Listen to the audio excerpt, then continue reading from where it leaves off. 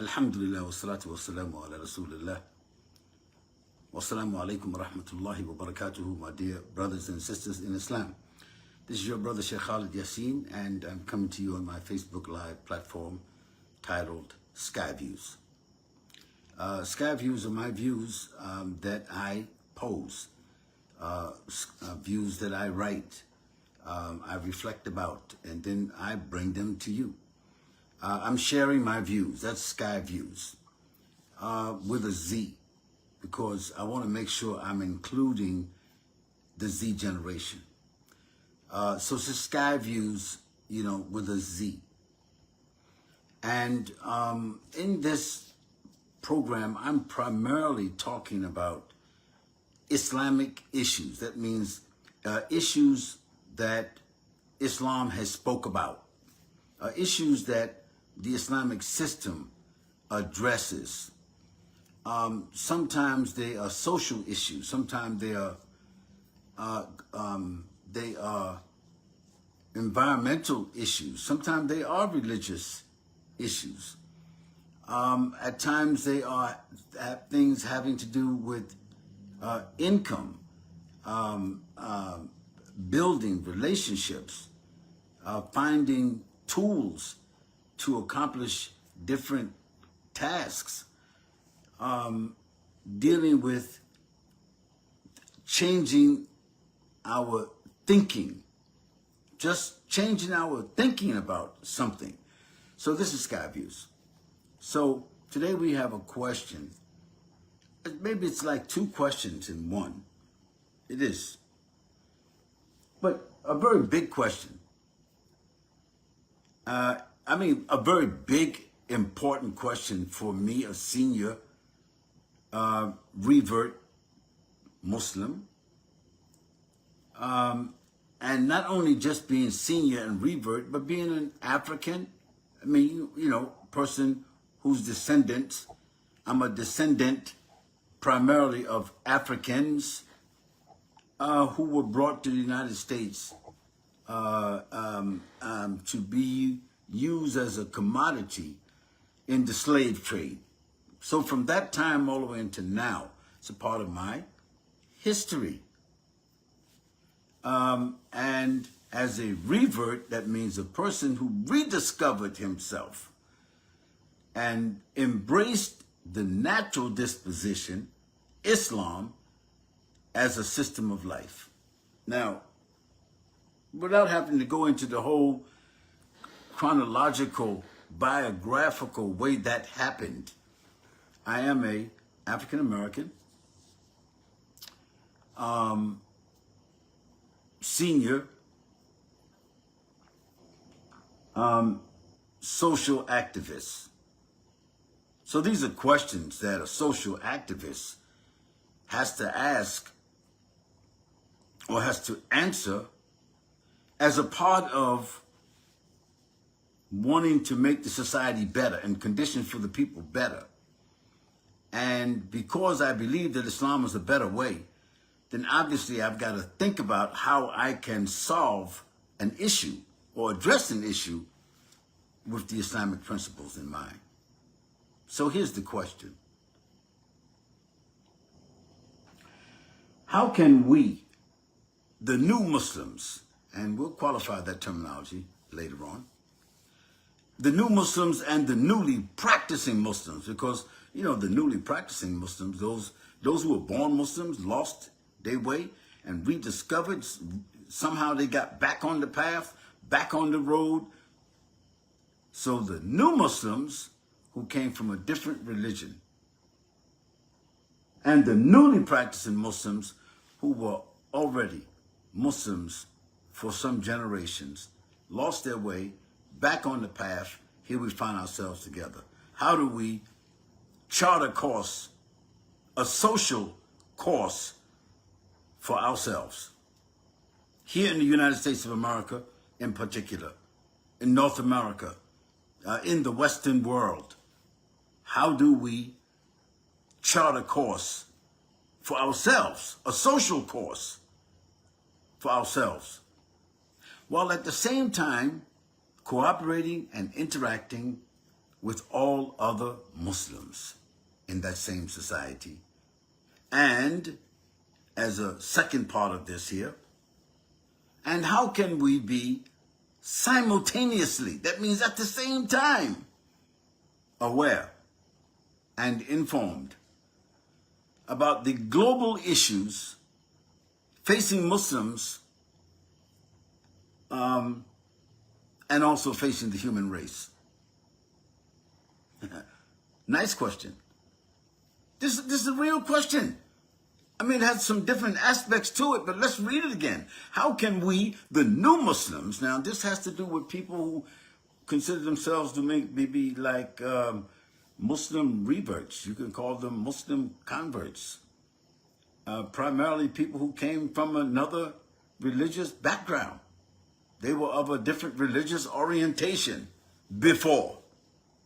And they heard or they read and they agreed and they testified and they embraced Islam now. Then they and others who were Muslim for some long time lost their way. Whatever way they lost it, fell off the path of Islam, the system, and rediscovered it. So this is like, how can we, the new Muslims and the newly practicing Muslims, how can we chart a social course for ourselves, like all people in a society, whether they're from ethnic, religious, business, industrial. I mean, people got a lot of different scales, executive background, ideological background, educational background, So now, how do we, within the society where we live, chart a social course? That's a social objective. This is a course that we're setting. This is going to be our pace, how we're going to set, how we're going to deal, how people will come to know us, what are our ideals, what are our objectives. Yes. While at the same time cooperating and interacting with all other Muslims, because we are all Muslims. 7 million Muslims in the United States of America, or 7 million Muslims in North America, something like that. So how do we, the new Muslims, whether revert or convert you want to describe, those that embraced Islam from another religion, how do we, and the newly practicing, those who rediscovered themselves and rediscovered Islam, how do we chart a social course for ourselves while cooperating and interacting with all of the Muslims? Now, the second part of that question is, how do we, the new Muslims, do all of that, collaborate with everybody else, chart a course for ourselves, collaborate and cooperate with everybody else, and at the same token, be aware and be informed of the global issues facing Muslims all over the world, and also the global issues facing humanity? Now that's the question. So I call it like a big question. Okay, so let me give a prospective answer. That means it's a thought out answer. It's a reasonable answer within the perspective of what's being asked. Let me give an address to that. Let me give a response to that question. And let me do it in, like, say, 3 different levels, sort of. From a point of responsibility, because the people who are the most responsible in front of Allah are going to be those whom He gave the most time. So that's like senior people. The most resources, could be energy, could be influence, could be tools, could be numbers, but those he gave the most time to. Because of that time, that's the greatest investment. Secondly, there are other generations under that senior generation who themselves, they are primarily the holders of the energy and the other levels of influence. So I will answer this within this perspective that, we, the senior minds, you call them OGs, older generation, the most senior people who have put in the most time, and just from a basic human reference, the seniors get more respect for their thinking than young people. We didn't say that young people don't have what gives them the right to be involved or to rule or to govern or whatever. It's not the suggestion at all. I'm saying that we, the senior minds, should communicate with the younger and more talented generation. See? Senior, younger, we need to reach out and interact and discuss three things.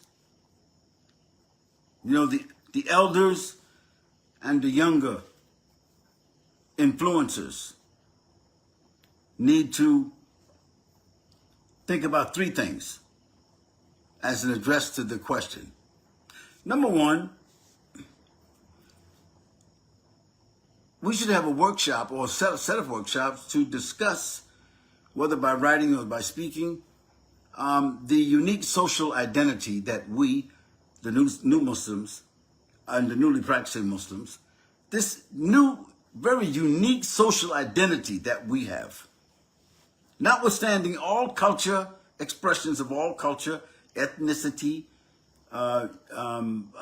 religious persuasions, we, the new Muslims in the United States of America in particular, and then Canada and Europe and other places, the new Muslims and the newly practicing Muslims, because they are a unique people too. They were Muslims and their family were Muslims, but they lost their path. They lost Islam and they rediscovered, and they find themselves at the same place, walking down the same road as the new Muslim. We need to resolve, reasonably so, our unique social identity. Without doing so, we are not able to chart a path for the future, because we have not settled the issue of our identity. Now, in a workshop or a series of workshops, we can discuss this more, but not this moment. You should be smart enough, intellectual enough, open-minded enough to understand the issue of identity. Here, identity is not the issue of the embracing of scripture, or the identity just attaching oneself by reference to the Prophet Muhammad sallallahu alaihi wasallam. Yes, we say that's a part of it. That's a building part of it. That's one of the building. Those are the building blocks. But that doesn't describe the house, the structure. We have to have a series of workshops, some that write, some that speak, and others that come together until we hammer out in a very short period of time, since we have now technology in front of us, in our hands, the issue of social identity. This can be done through a series of workshops where people have respect and their backgrounds are known and they're representative of some different constituencies. This should be settled. If that's not settled, we don't know who we're serving, and we don't know who to elect or select, and we don't know where we stand. That's just identity. Now, the second thing, these are like principles that need to be observed if we're going to answer the question that came from the first question. And you can replay this. I'm not going to keep playing the question back again. we have a need to be socially distinct from any international agencies or their representatives. I'll read that again. That after establishing and clarifying and reasonably agreeing about our unique social identity, we also need to be socially distinct. The society should see us to be socially distinct in some ways. Other people in other societies should see us to be socially distinct in some ways, because being socially distinct is our right. It is natural, as Allah, He mentioned in the Quran, لِتَعَارَفُوا. He could have made us all one people. He didn't. He made us different, whether language or by tongue, by language or by color or by distinction or some other traits. He made us distinct. And this distinction increases the mutual interest and respect that human beings have for one another, including the Muslims. So we need to be a socially distinct people, and that distinction means that we don't allow international agencies or their representatives to influence our social commitments, our social agreements, our social resources, our social norms, our social constitution, all which contributes towards our social identity. We don't allow. We don't select and we don't allow international agencies or their representatives to play an executive role. I guess that's the best way for me to say it. We don't allow them to play an executive role.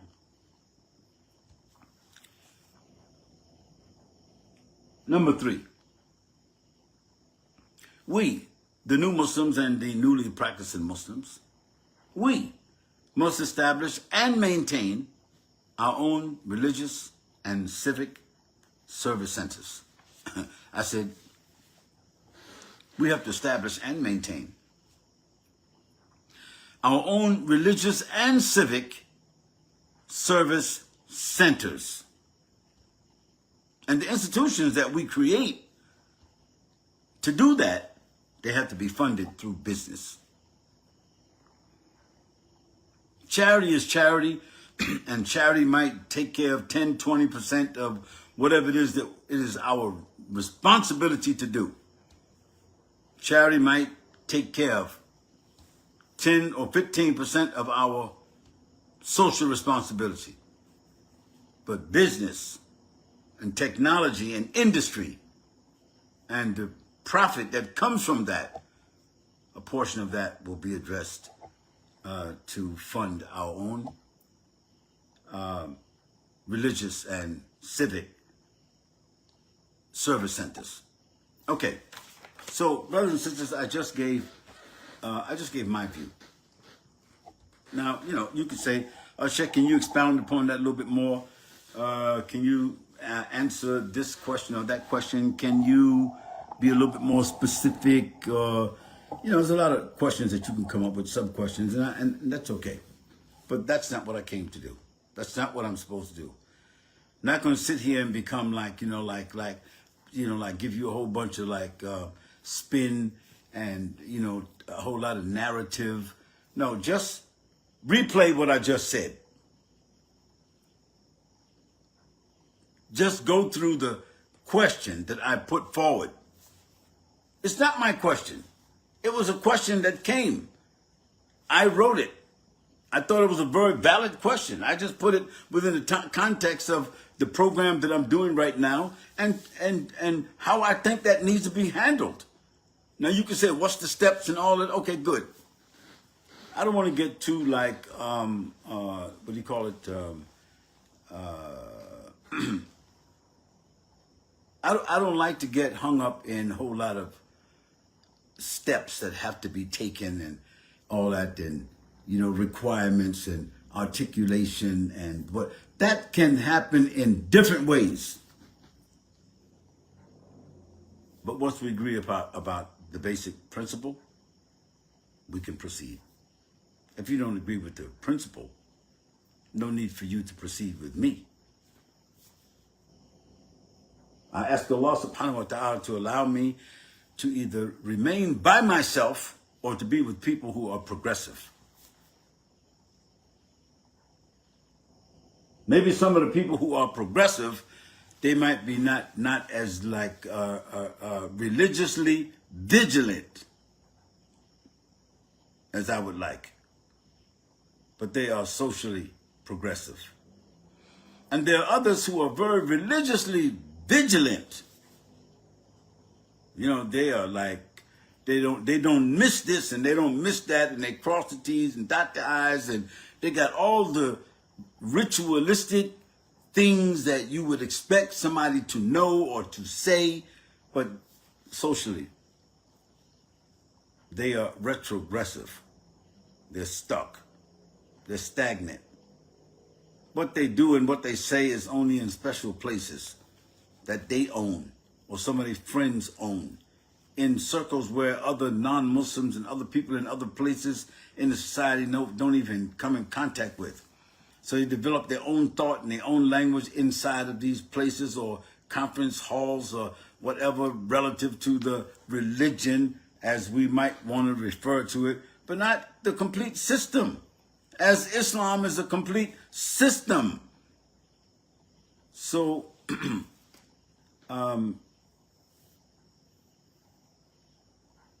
you don't have to agree. That's not the point of this program.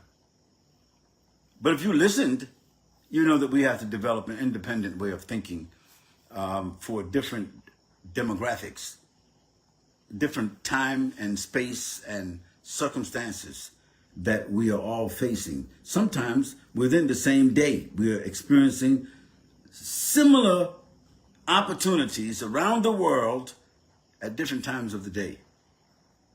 We're all part of the world as we are in it. But we must focus on where we are,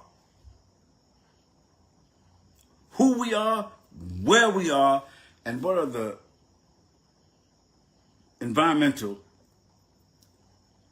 governmental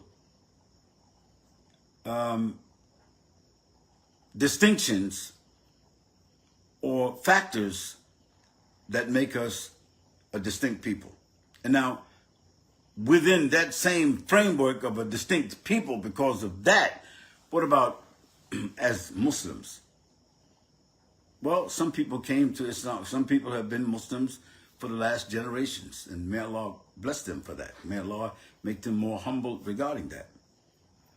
Others have been Muslims in their families for centuries, generations, but they lost Islam. They fell off the principles, the implementation in their lives.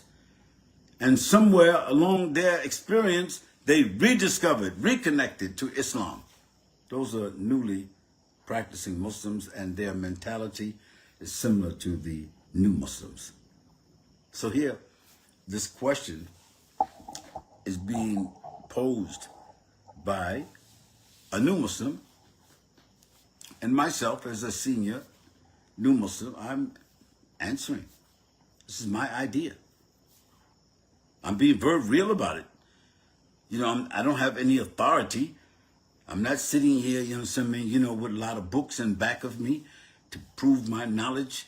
I'm not sitting on the dais or the stage, with no 4 or 5 others, who got the religious garb or hats or turbans or gowns or whatever that signifies what what a scholar or some cleric or person who's a religious leader maybe should look like. I'm not sure if I fit any of that. However, I heard the question, I read it, I thought about it more than once. I penned it. And then I answered what you have heard. You can play it back. I think maybe the whole presence, the whole question and the answer, it's not even like 20 minutes. And if you don't have 20 minutes, then you'd have a different situation. If you don't have 20 minutes to hear this kind of a question, and if you don't have 20 minutes to hear this question, and then within that same 20 minutes or so, to hear a response to that, just to get your wheels spinning, because it's a valid question. You really have to be aloof, not a loaf like bread. No, aloof. That means somewhere else. Your mind is out somewhere else. Aloof. You know, we call it luncheon. You know, you're lunching. You spacing out somewhere. Your mind is off somewhere else. You're not thinking about what's practical. You got to come down to the earth. So this question is a valid question that was asked. And my answer is just my view. Sky Views. The views with a Z of Sheikh Khalid Yassine. Sky Views. Something for you to think about. Something for you to reflect. If you like it, share it. Don't be, I'm not asking you to be sharing it because I need to be known, or share it because I'm going to get some money from it. Share it. No. No, if you like it, you think something is good, share it. That's an obligation. We're supposed to do that anyway. We didn't need TikTok or Google or somebody else to tell us we like it, share it. However, you can take another step, brothers and sisters. Some good news. My social media team has developed a unique program, a set of services that I can do and you and I can participate in. It's a social media platform, but it's not like YouTube. I mean, YouTube is powerful. We know what it does.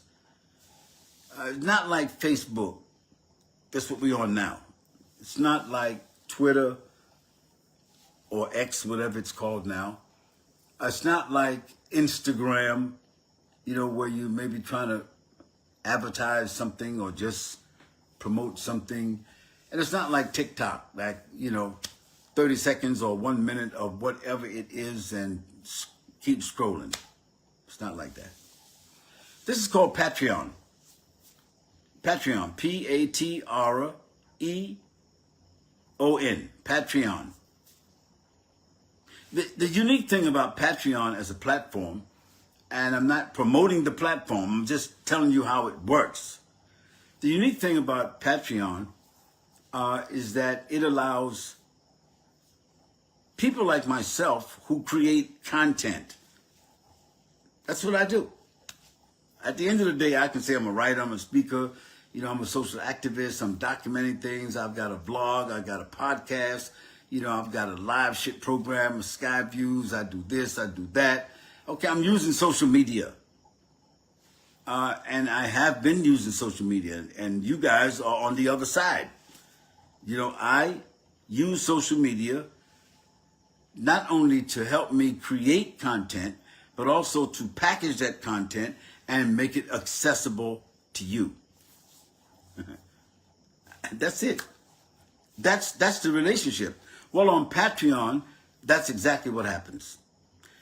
If you decide to be a patron, a supporter of my ministry, you say, oh, Sheikh, your ministry. What's your ministry?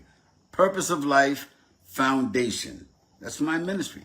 I've used that platform as a not-for-profit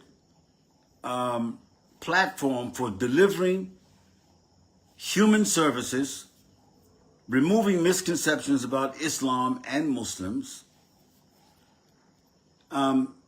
helping new Muslims and newly practicing Muslims to navigate themselves through the Western society, and then responding to challenges facing Muslims in different parts of the world who are disadvantaged or very poor or poverty-stricken or who are victims of a war or something, or orphans, or going somewhere else to dig a well. Or we've done so many things as an NGO. But today, I'm focusing upon building a consciousness for new Muslims in particular and newly practicing Muslims. And the content that I'm using, because at the end of the day, I'm a content creator. That's what I do. I create content. And others help me create content. I write or I speak. I think, I research, I write, I speak, and then it's packaged and given over and made available to you. So in Patreon, I'm the content creator and you are the patron or the supporter. It's a very easy, organic relationship. So if you go to Patreon, Patreon.com/Skyviews, Skyviews with a Z.com, Patreon.com/Skyviews with a Z.com, and see what we have there. The content that we are creating is for you. It's for you. Exclusive content that we are developing for our patrons, our supporters on Patreon. And then taking other content that we already have. I mean, just hours, just what I'm told, like 3 or 4 terabytes of information that we've developed over the years, and packaging that and bringing that to you. That's what we do. Maybe some notes that I took for this particular talk. Why shouldn't we be socially distinct new Muslims in the society where we are? That's, what does it take to answer that question? You'd like to see my notes? The research that I did to answer that? What ayah of Quran, what a hadith of the Prophet ﷺ, what Islamic reference that I made, what historical reference that I made, what did I mean by the use of this word or that terminology, so forth and so on. You can access that. You can ask for that because you're a supporter, you're a patron on our Patreon platform. Maybe you have a pressing issue, a very important issue for you or your family or your colleagues, your co-workers or something, and you tried to look for it or ask advice about it from someone else, but you are following my content and you would like me to answer that for you. I'm not talking about give you a religious decision. I'm not like a religious guru. I'm not like a mufti. Somebody's giving you Islamic rulings. No, but in many cases, I could give you sincere advice, senior and sincere, and in the middle of the road advice about a particular topic, and you need 5 or 10 minutes for that. Well, according to the tier that you accept, the tier of support that you accept, that can happen. We can do that. Maybe you would like to take a master class. One of our master classes is called Islam in the 21st Century. That's a master class. It's like taking a 10-hour course and bringing it down to 1 hour. It's a master class. Maybe you'd like to take a master class in Islam, America, and the World. There's a book that I wrote, a book that I wrote, Islam, America, and the World. And you'd like to take a master class. It's a 200-page book, and you get like a master class of the main parts of that book. And when you decide to take that master class, yourself and all of the patrons, what you're going to get when you become a patron, you're going to get a copy of that book. You just get a PDF copy. So you have a reference. There's the book. Also, you may, so when you take the master class, guess what? Because you're a patron, it's 50% off. How much is it? Well, you'll have to go there and see. It's not my job to say those kinds of things, but you'll get like 50% off. You see? So there are so many things that you can get from us because you're supporting us, and we're creating new content for you. That's what we can do on Patreon. So go to Patreon/Skyviews.com and select the tier of support that you want, that you think is that fits you best. And then you'll see all the things, and you can upgrade anytime that you want. But then you and I now are tied at the hip, so to speak, through Patreon. You're supporting, we're giving you new content, you're sharing it, and it keeps going around and around, and it grows. And the more new and dynamic content that we are able to do because of your support, it benefits everybody. And through this, we may not change the world, but we can most certainly change some small things. This is your brother Sheikh Khalid Yasin speaking to you from my Facebook live platform called Skyviews. And I want to thank you so very much. Today we answered a very important question, and that question included how do we, new Muslims and newly practicing Muslims, how do we develop a very unique social identity in the United States of America and North America and Europe, or wherever we may be as new Muslims or newly practicing Muslims in the Western world. Thank you very much. We say subhanakallahumma wa bihamdik wa nashhadu an la ilaha illa ant wa nastaghfiruka wa natubu ilayk. Wassalamu alaikum.